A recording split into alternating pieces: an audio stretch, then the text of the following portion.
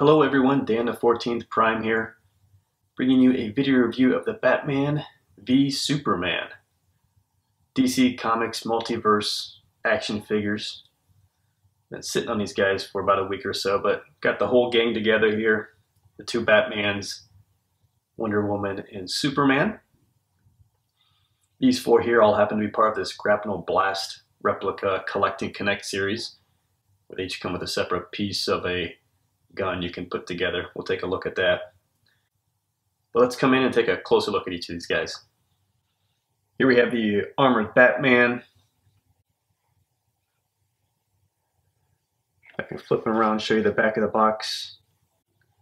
All the back of the boxes are like this, but this is the grapnel blaster that you collect 8 pieces to assemble. Some of those pieces also include a stand. These are the 4 figures in the first wave, the 4 I'm showing you today, and figures 5 through 8 will be coming soon. This is the Wonder Woman here. Here you have the Superman. And here we have one of your regular Batman. Let's pop these guys open and take a look. So here are the figures out of the box. Get the Batman there on the left, Wonder Woman coming with a sword and shield, Superman, and then an armored Batman here who comes with a gun. I'm excluding here the Collect and Connect pieces. There's not much to show you there. It's just 4 pieces. 3 of them look like they're making up the base, so nothing too exciting until you get all of them together, I think. So I've just left those out of the video. Maybe if we get them all, we'll come back and take a look at that thing assembled. Let's take a closer look at each figure. So here's the regular Batman out of the box. He and the other figures are 6 inches in scale. They're all basically the same height. Armored Batman's maybe a quarter of a head taller than the rest of the crew. Otherwise, they all scale the same. But here's the Batman. Let me give you a quick overview of the general articulation of all these figures, which is usually only limited by maybe some big accessories or different ways they're built. But they've got ankle tilts that go up and down.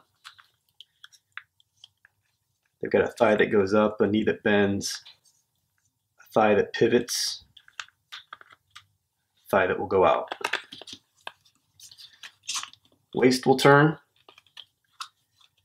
And this figure has some ab crunch to it. It's kind of interesting. It's not on the other 3, and it doesn't do a whole lot of ab crunch, so kind of curious why they really sort of bothered, but he gets a little forward ab crunch going.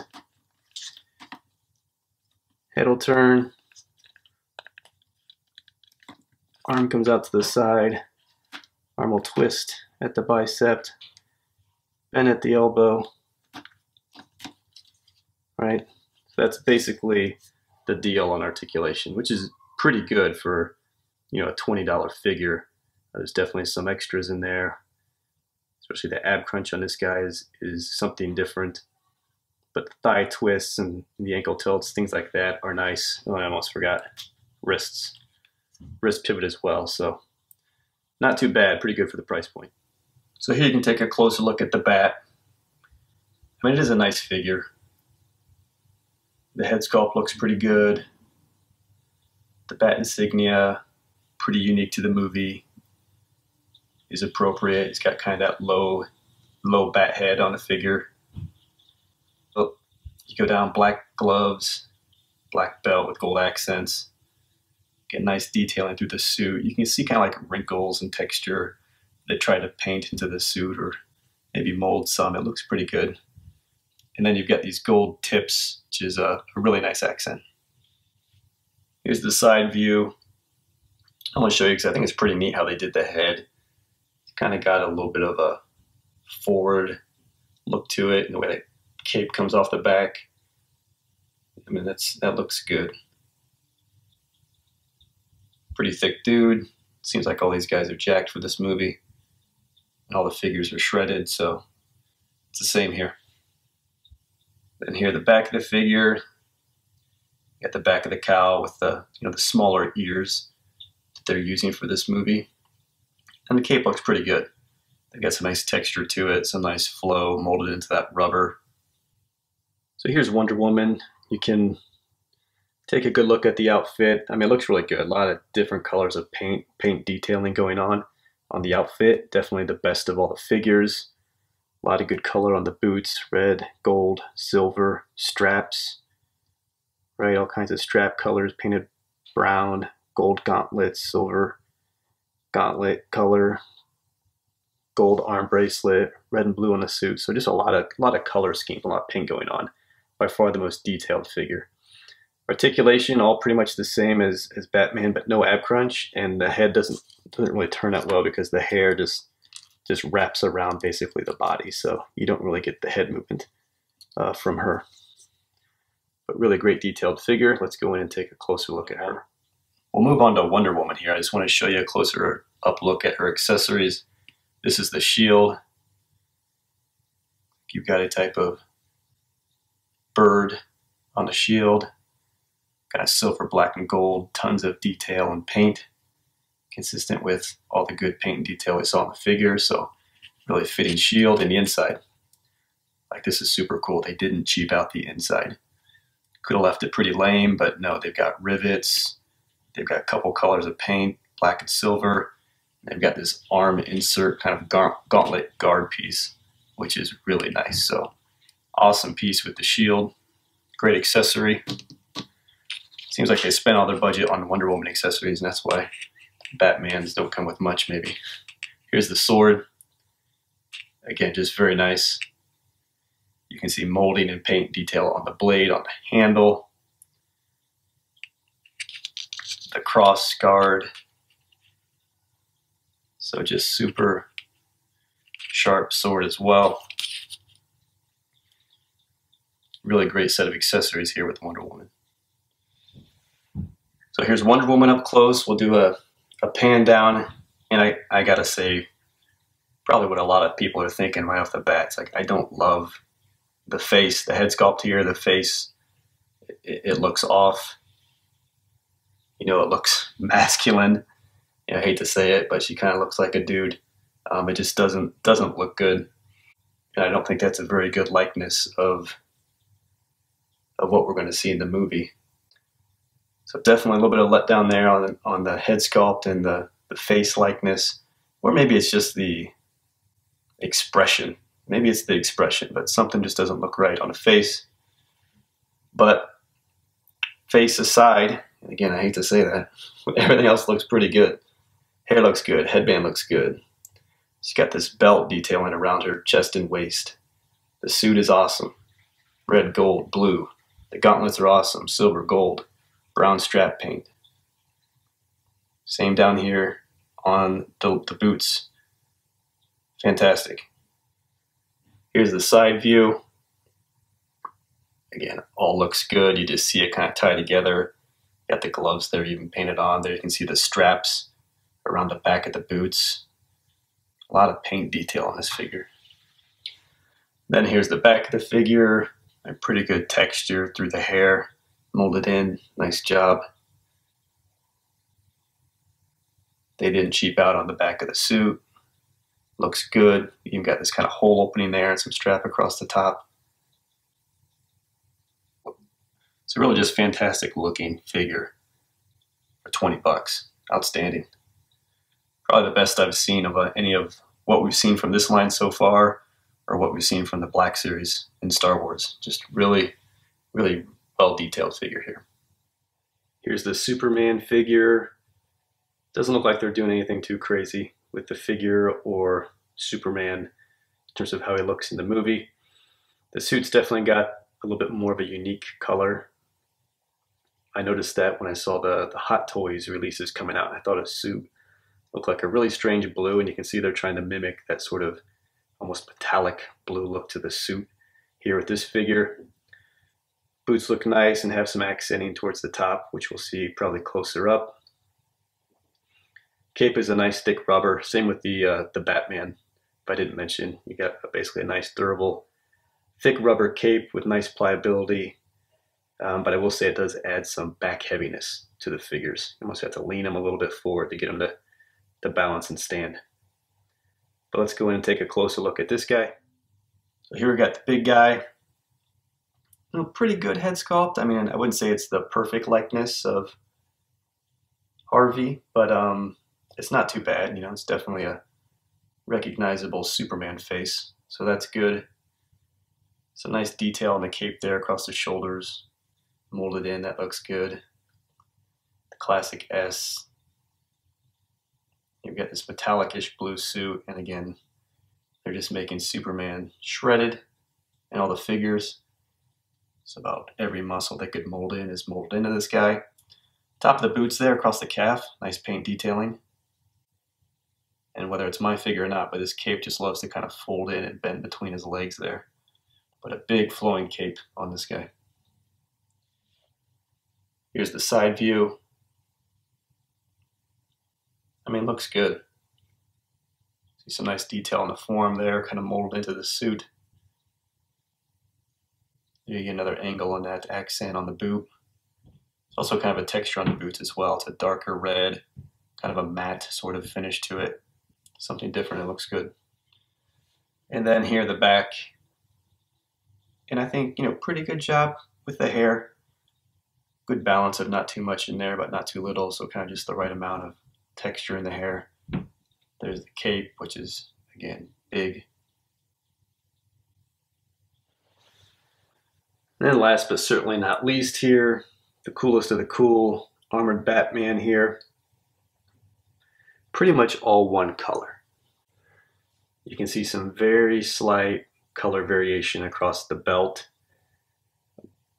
I'm seeing that accented in different ways on different figures. Some are more yellow on some of the lower market pricing Mattel toys. As you seem to go up, they try to make it more of like a blending, almost goldish color, but sometimes it's so faint you can barely notice. So we'll go in closer and see if we can notice any more. I did notice as I put him up there, he does have the ab crunch as well, a little bit. I couldn't quite tell before, but it is there. It's curious why they didn't do that to Superman. I would have thought that would have been the easiest guy to put it on, because he's such the most basic and plain figure. Again, rubber cape, and his helmet here doesn't come off. It would have been nice if the helmet would have been a simple off and on accessory. That would have been something cool for him. As I noticed these two Batmans, I mean, the first Batman had no accessories, which is a little bit of a letdown. Maybe a grappling hook or something would have been cool, because Batman's all about gadgets. He came with nothing. This one here comes with a gun. Okay, it's something.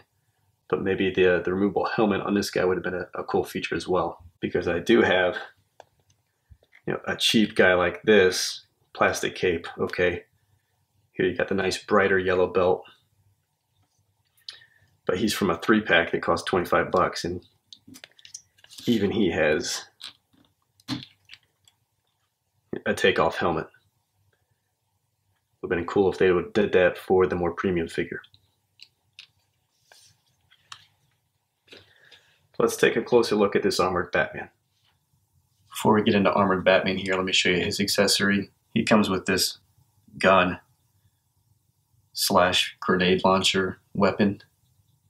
It's a pretty simple black piece of molded plastic. It's got some nice detail in there. So must be pretty movie relevant. I'm not crazy about Batman coming with just a gun. I mean, I think more about gadgets and stuff. But maybe as we see the movie or the trailers, this accessory will become more meaningful and more relevant to us. And here's the other big guy. So again, he's maybe a quarter of a head taller than the rest of the figures, but nice detail there. The head sculpt, you've got kinds of wear and tear, and it's consistent with all the figures, no matter the price point on this guy. They do a nice job of putting battle damage into the suit. You can see that on the head, you can see that through everywhere. Shoulders, everything. I like the strap across the body that kind of helps hold the cape on, I presume. That's a neat accent that they put into the figure. There's the belt, and again, I mean, you tell me if you can really tell the color difference. It's so very slight. Seems like it should be a little bit more gold or yellow or whatever they're trying to do with it. Just needs a little bit more.